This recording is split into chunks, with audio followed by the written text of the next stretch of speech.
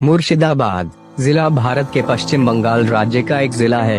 गंगा नदी के बाएं किनारे पर स्थित यह जिला बहुत उपजाऊ है। 5341 किमी 2 के क्षेत्र को कवर करते हुए और जनसंख्या 7.103 मिलियन 2011 की जनगणना के अनुसार यह एक घनी आबादी वाला जिला है और भारत में 9वां सबसे अधिक आबादी वाला 640 में से है। बहरामपुर शहर जिले का मुख्यालय है। मुर्शिदाबाद शहर, जो जिले को अपना नाम देता है, बंगाल के नवाबों की सत्ता की सीट थी। कभी पूरे बंगाल पर इस शहर का शासन था। प्लासी की लड़ाई में नवाब सिराजुद्दौला के अंग्रेजों से हारने के कुछ साल बाद बंगाल की राजधानी को नए स्थापित शहर कलकत्ता में स्थानांतरित कर दिया गया था। मुर्शिदाबाद में घूमने लायक जगह बहुत है। क्या आप जानते हैं कि मुर्शिदाबाद में घूमने लायक जगह कितना है? यदि नहीं जानते हैं तो कोई बात नहीं, हम आपको इस वीडियो पर बताएंगे कि मुर्शिदाबाद में घूमने लायक कितने जगह है। उससे पहले हमारे चैनल को कर लीजिए सब्सक्राइब और बगल वाले बेल आइकन को दबाना ना भूलें। चलते हम अपने वीडियो पर। अब कुछ डिटेल्स में जानने वाले हैं हम मुर्शिदाबाद जिले के पर्यटक स्थलों के नाम। Number 1, Hazarduari palace. 41 एकड़ के विशाल क्षेत्र में फैले मुर्शिदाबाद के हजारदुआरी पैलेस की भव्यता किसी से कम नहीं है। यह आश्चर्यजनक संरचना किला निजामत परिसर में 41 एकड़ के विशाल क्षेत्र में फैली हुई है और इसकी भव्यता किसी से कम नहीं है। लुभावनी महल भागीरथी नदी के तट पर स्थित है और अपनी भव्यता के लिए प्रसिद्ध है। वर्तमान से बचने और नवाबी जीवन शैली की एक झलक पाने के लिए दुनिया भर से पर्यटक हर साल इस आकर्षण में आते हैं। नाम मोटे तौर पर 1000 दरवाजे के रूप में अनुवाद करता है, क्योंकि यह महल 1000 सजावटी प्रवेश द्वारों से अलंकृत है। इनमें से 900 दरवाजे असली हैं और बाकी झूठे दरवाजे हैं जो किसी घुसपैठिए को भ्रमित करने के लिए बनाए गए थे। महल की निर्माण शैली इतालवी और ग्रीक स्थापत्य शैली का मिश्रण है और मुर्शिदाबाद का एक बेहतरीन उदाहरण है। महल भागीरथी नदी के पूर्वी तट पर किला निजामत नामक एक बाड़े के भीतर स्थित है। महल की परिधि में निजामत इमामबाड़ा, वासिफ मंजिल, बच्चा वाली टोपे और मुर्शिदाबाद घंटाघर भी हैं। अपने पहले के दिनों में महल एक शाही हवेली था, लेकिन अब इसे अमूल्य अवशेषों के संग्रहालय में बदल दिया गया है। सिराजुद्दौला की बेशकीमती तलवारों से लेकर नवाबों के स्वामित्व वाली पुरानी कारों तक इस गंतव्य ने मीर जाफर के वंश के जीवन और समय को समेटा है। नंबर 2, कटरा मस्जिद। एक चौकोर चबूतरे पर खड़ी है। यह एक ईंट से बनी मस्जिद है और 2 मंजिला गुंबददार कोठरियों से घिरी हुई है, जो उन दिनों कुरान पढ़ने वालों के लिए बनाई गई थी। उन्हें मदरसा भी कहा जा सकता है। सभी कमरों में कुल मिलाकर 700 कुरान पाठक रह सकते हैं। इन कमरों के सामने एक मठ से लेकर विशाल प्रांगण तक ये कमरे 4 बड़ी मीनारें चारों कोनों पर खड़े हो जाओ। ये योजना में अष्टकोणीय हैं और ऊपर की ओरते पर हैं। मस्जिद के सामने 2 मीनारें 70 फीट ऊंची और 25 फीट व्यास की हैं। पूरी मस्जिद आकार में चतुष्कोणीय है। पूरी मस्जिद में कोई खंभा नहीं है, लेकिन इसे मस्जिद के नीचे एक उठे हुए चबूतरे या कई मेहराबों द्वारा सहारा दिया गया है। हालांकि मस्जिद 1897 के भूकंप में नष्ट हो गई है। प्रत्येक मीनार में घुमावदार सीढ़ियां हैं जो ऊपर की ओर जाती हैं। वहां से मुर्शिदाबाद शहर का एक बड़ा हिस्सा देखा जा सकता है। मस्जिद के 2 सिरों पर 70 फीट ऊंचे 2 मीनार अभी भी जीर्ण शीर्ण अवस्था में मौजूद हैं। उनके गुंबद थे जो 1897 के भूकंप में नष्ट हो गए थे। 1780 में विलियम होजेस नाम के एक यात्री ने लिखा था कि 700 कुरान पाठक वहां मस्जिद में रहते थे। होजेस ने अपनी पुस्तक सेलेक विलेज ऑफ इंडिया में इसे मुसलमानों की शिक्षा का एक भव्य मदरसा, एक मस्जिद से सजाया है, जो आसपास की सभी इमारतों से ऊपर उठती है के रूप में वर्णित है। मस्जिद का प्रवेश द्वार पूर्व से 14 सीढ़ियों की उड़ान से है। इन सीढ़ियों के नीचे नवाब मुर्शिद कुली खान को दफनाया गया है। यह नवाब की इच्छा के अनुसार किया गया है, जो अपने द्वारा किए गए कुकर्मों के लिए पश्चाताप कर रहा था और विनम्रता से इसका आदेश दिया। वह चाहता था कि उसे ऐसी जगह दफनाया जाए जहां उसे कुचला जा सके और उन रईसों के पैरों के निशान और पैरों के निशान मिल सके जो उन सीढ़ियों पर चढ़कर मस्जिद में प्रवेश करते हैं। इसलिए वर्ष 1725 से जब उनकी मृत्यु हुई तो उनका नश्वर अवशेष सीढ़ियों के नीचे दब गया। मस्जिद में शीर्ष पर एक स्लैब है जहां यह अरबी में लिखा गया है मुहम्मद, अरब, दोनों दुनिया की महिमा। उसके सिर पर धूल हो जो उसके पोर्टल की धूल नहीं है। यह मस्जिद योजना में आयताकार है। इसे 5 खंडों में विभाजित किया गया है। प्रत्येक में एक धनुषाकार प्रवेश द्वार है और मध्य सबसे प्रमुख है क्योंकि इसमें एक पतला बुर्ज है। मस्जिद 5 गुंबद हैं, उनमें से कुछ नष्ट हो गए हैं, अन्य 1897 के महान भूकंप से बच गए हैं, जिसने लगभग अधिकांश इमारत को नष्ट कर दिया है। कुल क्षेत्रफल 19.5 एकड़ है और इसमें 2000 नमाज पढ़ने वाले हो सकते हैं। यही कारण है कि 2000 वर्ग प्रकार मिल सकते हैं। फर्श पर चित्रित मैट, उनमें से प्रत्येक एक नमाज पाठक द्वारा उपयोग किया जाता है। मस्जिद में कोठरियां 2 मंजिला हैं और 20 फीट चौकोर हैं। प्रत्येक में 6 धनुषाकार द्वार हैं। पत्थरों से घिरी 15 सीढ़ियां द्वार तक जाती हैं, जिसके दोनों ओर 5 मेहराब हैं और एक पत्थर का पक्का मार्ग है जो मस्जिद के केंद्रीय द्वार की ओर जाता है। इन कक्षों और मस्जिद के बीच का खुला स्थान दोनों ओर 13 फीट चौड़ा और मस्जिद के पीछे 42।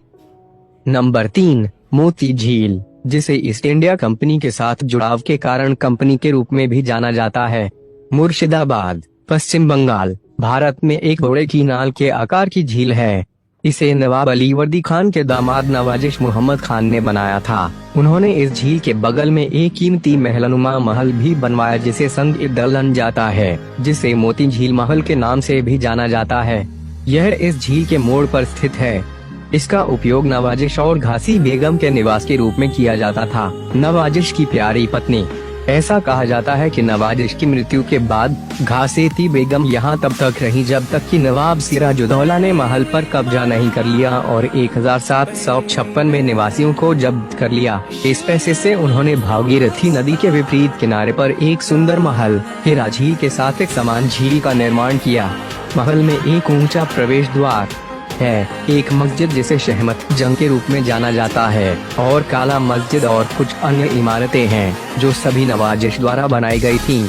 इस महल का निर्माण 1740 में किया गया था। जहां तक व्युत्पत्ति का संबंध है, महल का नाम इसलिए रखा गया है क्योंकि इसे काले बेसाल्ट स्तंभों का उपयोग करके बनाया गया था जो गौर के खंडहरों से लाए गए थे। इस प्रकार इसे संग-ए-दौलानी का नाम दिया गया या स्टोन पैलेस। तब इस महल को विभिन्न प्रकार के फूलों के पौधों और कीमती पत्थरों से सजाया गया था। नंबर 4, काठगोला पैलेस, मुर्शिदाबाद जिले के मुर्शिदाबाद जियागंज सीडी ब्लॉक के काठगोला में दुगर परिवार से संबंधित एक ऐतिहासिक इमारत है। अब इसमें एक संग्रहालय है। 19वीं शताब्दी की शुरुआत में मुर्शिदाबाद अपने चरम पर था और व्यापार और बैंकिंग के अफसरों ने कई मारवाड़ी जैनियों को वहां जाकर बसने के लिए आकर्षित किया। अजीमगंज और जियागंज मारवाड़ी जैन समुदाय के केंद्र बन गए। कालांतर में उन्होंने अपार संपत्ति अर्जित की और अनेक जैन मंदिरों का निर्माण किया। प्रमुख परिवार दुगर, दुधोरिया, नाहर, कोठारी और नौलखा थे। हालांकि उनमें से कई ने अपना आधार कोलकाता में स्थानांतरित कर दिया। अंग्रेजों के प्रभुत्व के साथ उनके द्वारा बनाए गए महलनुमा भवन और मंदिर अभी भी वहां मौजूद हैं। मुर्शिदाबाद के पारंपरिक दौरे पर एक लोकप्रिय आकर्षण काठगोला पैलेस और गार्डन है, जिसे 1873 में धनपत सिंह दुगर और लक्ष्मीपत सिंह दुगर द्वारा बनाया गया था। दुगर्स ने अपने महल के एक हिस्से के नवीनीकरण के लिए एक फ्रांसीसी वास्तुकार को काम पर रखा था। एक बंगाली वास्तुकार भी शामिल था।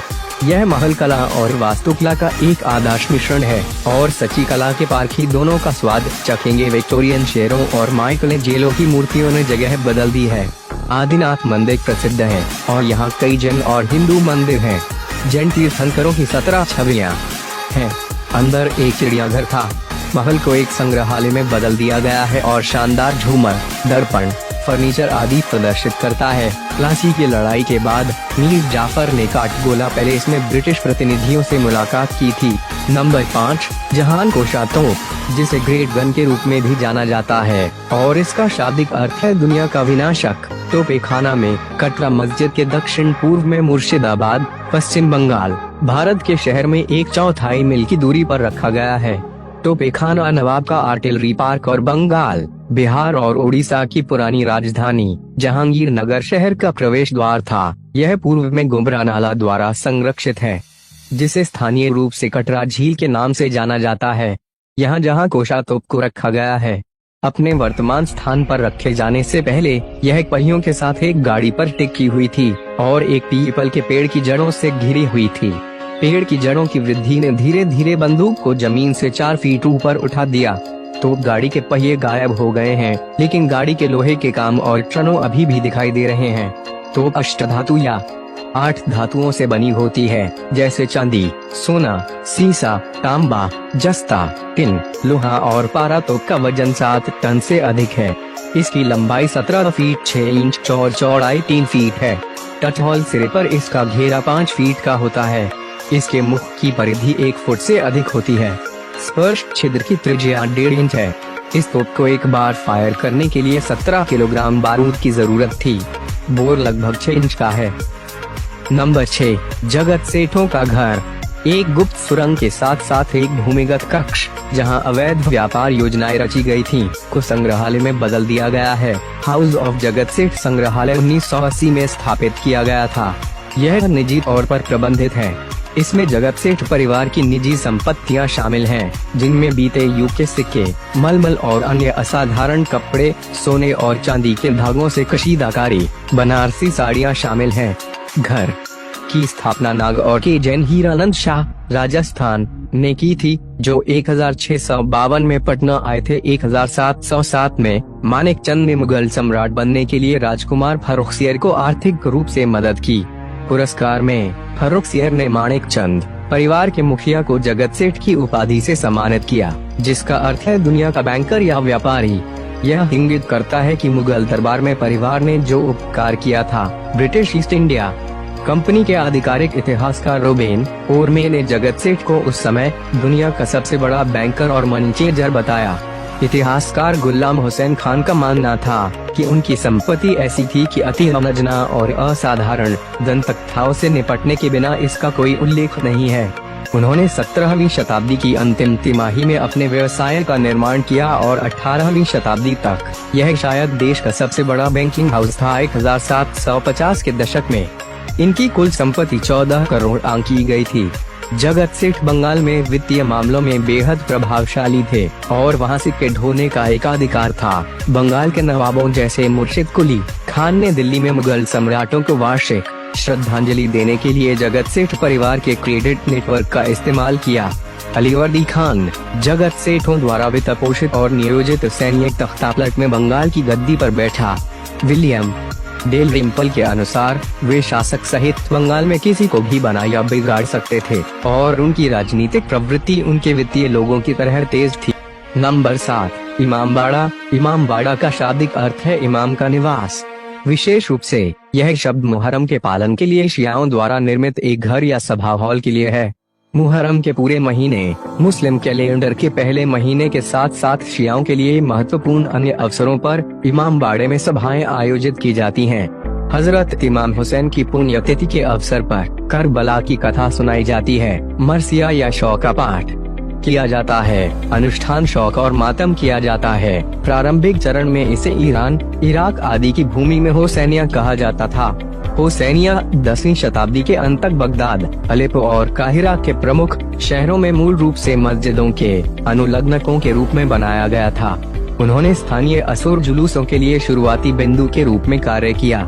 सफाविद काल से पहले फारस में हुसैनिया के निर्माण का कोई प्रमाण नहीं है। 17वीं शताब्दी की शुरुआत में पहला हुसैनिया इस्फहान शहर के पास बनाया गया था। 1780 के दशक में मुहर्रम के अनुष्ठानों के विकास ने उनके लिए स्थानों के निर्माण में वृद्धि की, जिसे आमतौर पर टाकिया कहा जाता है, विशेष रूप से फारस के कैस्पियन क्षेत्रों में। इस प्रकार तकियों और हुसैनियाओं के कार्य एक दूसरे से ओवरलैप होने लगे। आगा मोहम्मद खान के तहत और फतेह अली शाह के शासनकाल के प्रारंभिक वर्षों के दौरान अर्देस्तान के पास जवारा में मायदाने बुजुर्ग कजर काल की पहली हुसैनिया मानी जाती है। मुहर्रम समारोहों के प्रदर्शन को सक्षम करने के लिए इस हुसैनिया में कवर और खुले दोनों क्षेत्र थे।